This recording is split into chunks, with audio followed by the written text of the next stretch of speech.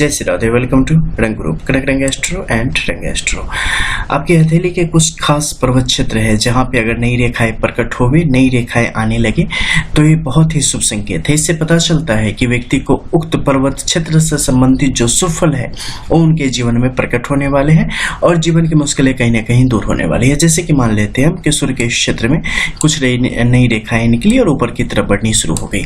एक बहुत ही सुंदर स्थिति है। ये आने वाले समय में आपके कार्य के क्षेत्र में यानी रोजगार के क्षेत्र में, चाहे आप जॉब कर रहे हो या बिजनेस कर रहे हो, उसमें नए मौके या नई सुंदर एक स्थिति को दिखाने का काम करता है। नए अवसरों को मिलने का, नई रिस्पॉन्सिबिलिटी मिलने का, कार्य क्षेत्र में फैलाव की स्थिति को दिखाने का काम करता है। साथ ही कोई पुराना डर हो या पुराना फंसा पैसा हो, उन सब के निकलने की स्थिति को भी ये दिखाने का काम करता है। तो जब भी इस क्षेत्र में नई रेखाएं अपसाइड में आए तो ये आपके लिए अत्यंत सुंदर है।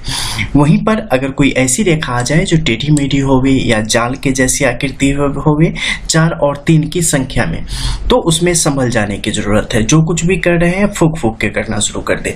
कहीं भी कुछ रिस्क ले रहे हैं रुक जाए, अन्यथा आगे दिक्कत हो जाएगी।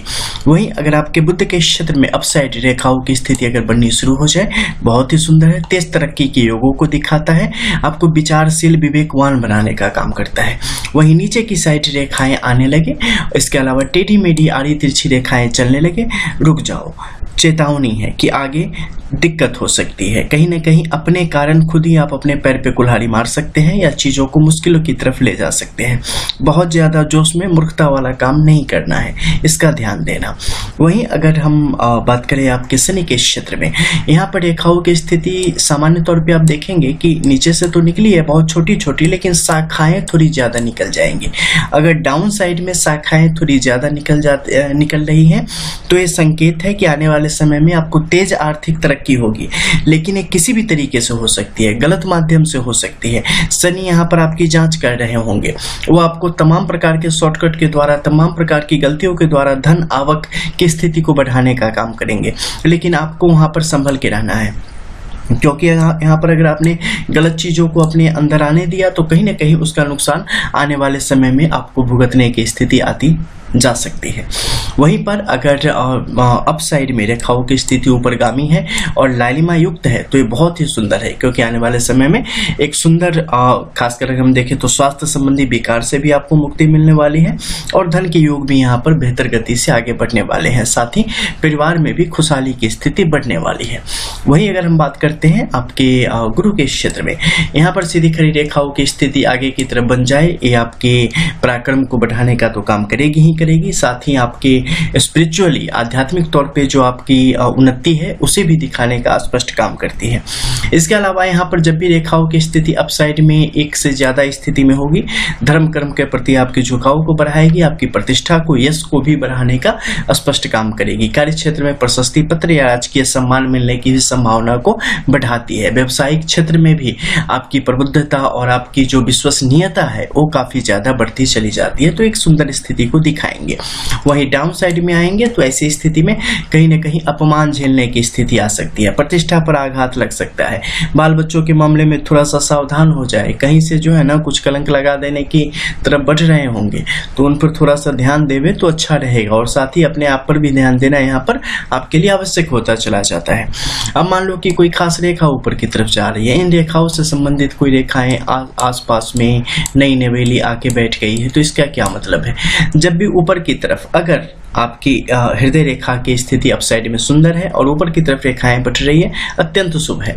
धर्म कर्म, पारिवारिक जो संबंध है, रिश्तेदारों के बीच जो संबंध है, करुणा प्रेम, इन सब की स्थिति बढ़ेगी। नीचे की तरफ भागने लगे टेम्पररी लाइंस के रूप में तो कहीं ना कहीं आपको समझ जाने की जरूरत है। आपकी वाणी कर भी हो जाएगी, कहीं ना कहीं लोग आपको नहीं समझेंगे। परिवार में के लिए आप कितना भी कर दो आपकी अहमियत नहीं होगी, ऐसी स्थिति को दिखाएंगे।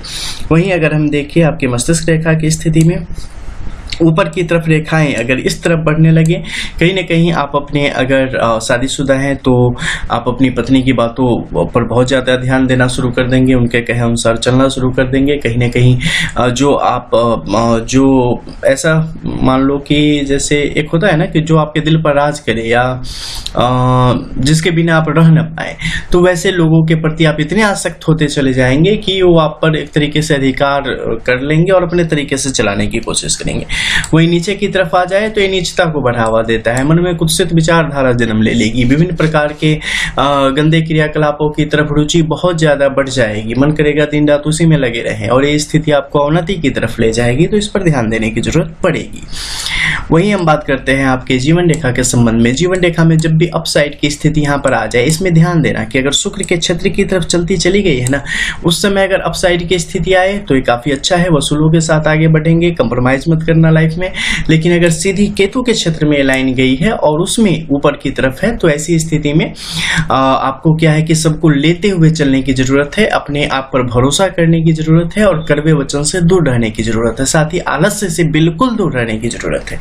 वहीं अगर नीचे की तरफ आ जाए दोनों स्थिति में, चाहे वो शुक्र की तरफ जा रही हो या केतु की तरफ, तो ऐसी स्थिति में थोड़ा एक्सीडेंट वगैरह का खतरा, कटफट का खतरा, जलने पकने का खतरा रहता है, तो उस मामले में थोड़ा सा ध्यान रखें।